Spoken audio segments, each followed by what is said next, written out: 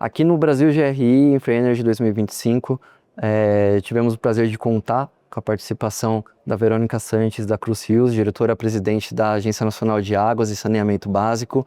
E agora a gente vai conversar um pouco sobre as perspectivas da Ana e da própria Verônica no setor de saneamento. Verônica, bem-vinda aqui na nossa conversa. Obrigada, Moisés.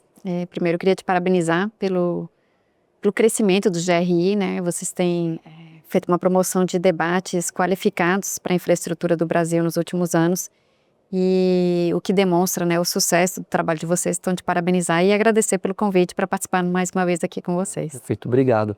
Verônica, recentemente, pelo GRI, nós publicamos e compartilhamos com a Ana um material com algumas propostas, comemorando os 5 anos do Marco Legal do Saneamento e olhando para o futuro também, onde nós, pelo GRI Instituto, enxergamos que precisamos fortalecer os próximos caminhos para o setor de saneamento. Entre os pontos que nós trouxemos nesse material, existem vários ali. Já vemos alguns movimentos no setor, movimentos da própria Ana também trabalhando, como criação de programas de capacitação, principalmente de gestão regulatória, focada em estados, municípios, agências infranacionais. Também pontuamos ali uma percepção de que é necessário uma ampliação dos recursos do FGTS alocados para o setor de saneamento para realmente conseguirmos ali atingir as metas de universalização. Também olhando, né, a questão da alocação de riscos climáticos nesses projetos de saneamento. Como que a Ana recebe essas visões, essas propostas? O que a agência já tem se mobilizado para olhar para o futuro do setor de saneamento? Bom, primeiro, acho que vale a pena lembrar, né, que 5 anos passaram muito rápido, mas a gente fez muitas coisas e o GRI tem acompanhado essa evolução do setor de saneamento muito de perto. E nesse ano, né, nós celebramos 5 anos, né, da edição da Lei 14.026, que traz o novo Marco Legal do Saneamento e as novas atribuições para a Agência Nacional de Águas. E eu realmente vejo de forma muito positiva, né, que agora a gente tem a possibilidade de discutir outros temas do setor. Há 5 anos atrás era inimaginável a gente pensar em parâmetros de regulação, melhoria regulatória. A gente nem discutia a regulação no setor de saneamento básico no Brasil, e muito menos de forma qualificada, com tantas novidades e aprimoramentos que a gente tem discutido nos últimos anos. E, ao mesmo tempo, a gente não via essa perspectiva e essa projeção do crescimento do investimento em saneamento que a gente tem visto nos últimos anos. Então, agora a gente tem mais ou menos 370 bilhões em contratos em saneamento básico, mais de 19 grandes leilões realizados, vários leilões ainda previstos para 2025, 2026, ampliando, né, a capacidade de prestação de serviços de saneamento no Brasil e levando esse serviço essencial para todos. Então, eu gosto muito sempre de lembrar isso, que há 5 anos atrás a gente não tinha nada disso. Então, eu acho que é uma evolução muito rápida e resultados que a gente tem consolidado.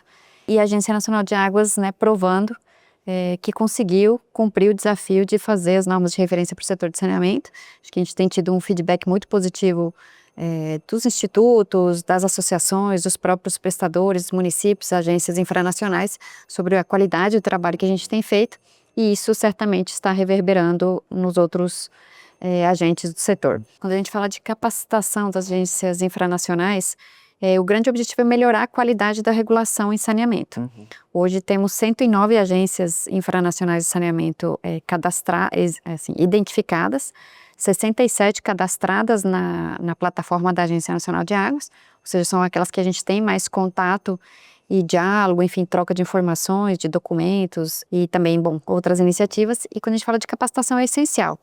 Então, a gente tem feito com muito cuidado esse trabalho de ir aos estados, entender os seus problemas, suas dificuldades e apoiar com capacitação técnica, seja a nossa equipe ajudando as equipes dos estados a resolver eventuais dúvidas, questionamentos, como levando material didático de forma gratuita, ou seja, aulas sobre regulação de saneamento básico sobre os diversos aspectos, capacitações feitas juntamente com os tribunais de contas, com o Ministério Público, com cada uma das próprias agências, por meio das associações, seja a ABAR, seja a Abraçam, levando conhecimento, discussões técnicas, seminários. Fizemos esse ano o 2º encontro das agências infranacionais. Então, reuniu quase 400 pessoas lá em Brasília só para discutir, durante 3 dias, só para discutir saneamento, regulação em saneamento, os diversos aspectos, as normas de referência. Então, é um trabalho grande de todo mundo, tanto da Ana, de fazer as normas, divulgar e verificar a implementação, como das agências infranacionais de receberem os normativos e incorporarem no seu portfólio, na sua forma de atuação. Quando a gente fala de recursos públicos, né, seja orçamento, seja recursos do FGTS, do FIFGTS, acho que é importante lembrar que a lei prevê que a alocação de recursos públicos da União, seja por meio de financiamento, seja por meio de orçamento, depende do cumprimento e da adesão às normas de referência da ANA. Então, a gente tem neste ano, agora de 2025, a verificação da adesão a 6 normas de referência, isso está previsto, elencado uma das normas, e essa verificação que vai implicar na possibilidade do município ou da agência infranacional de captar ou não recursos da União para a implementação dos seus projetos. Obviamente que o grande objetivo é que todos possam captar. Então, a gente tem trabalhado muito fortemente para auxiliar nessa assimilação das normas por todas as entidades infranacionais.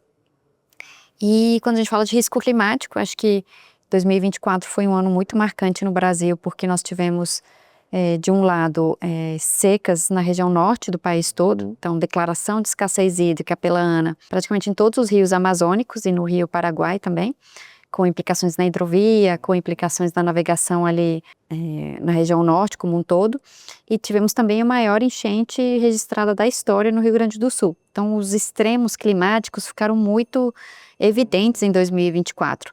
E isso, obviamente, que tem implicado não só em estudos, aprimoramento dos nossos estudos dentro da agência sobre os impactos das mudanças do clima na água, né, na disponibilidade hídrica e os seus efeitos.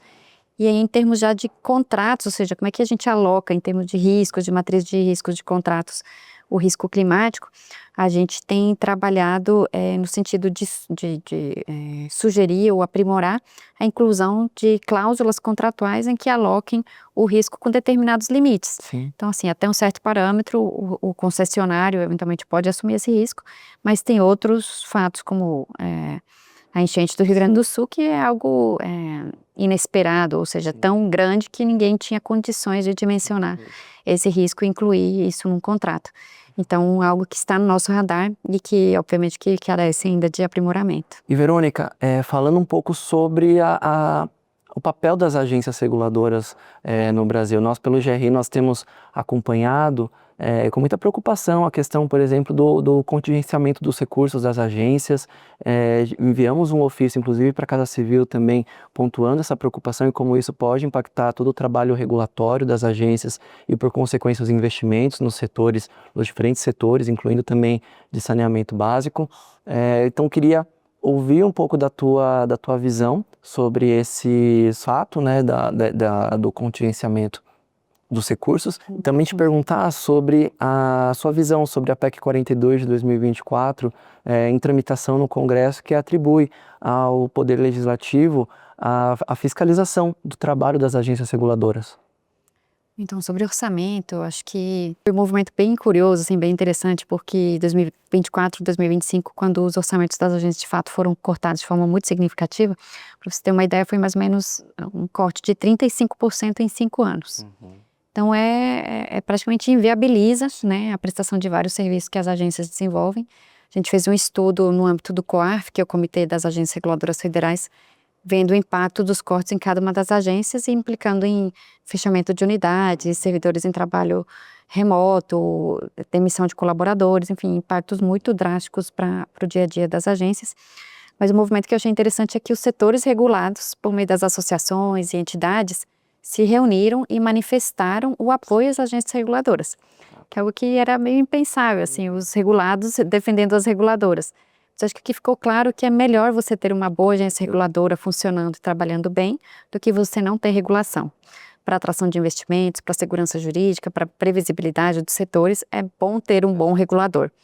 Então, acho que esse movimento do GRI, de vários setores regulados, foi muito importante para demonstrar, né, para o Poder Executivo, para o Legislativo, que é bom ter regulação, que a boa regulação promove investimentos, promove melhoria da infraestrutura e melhores serviços no Brasil. E quando a gente olha a PEC 42, a propósito de PEC que foi feita a admissibilidade, né, para tramitar no Congresso Nacional, ela trata, do meu ponto de vista, de 2 aspectos.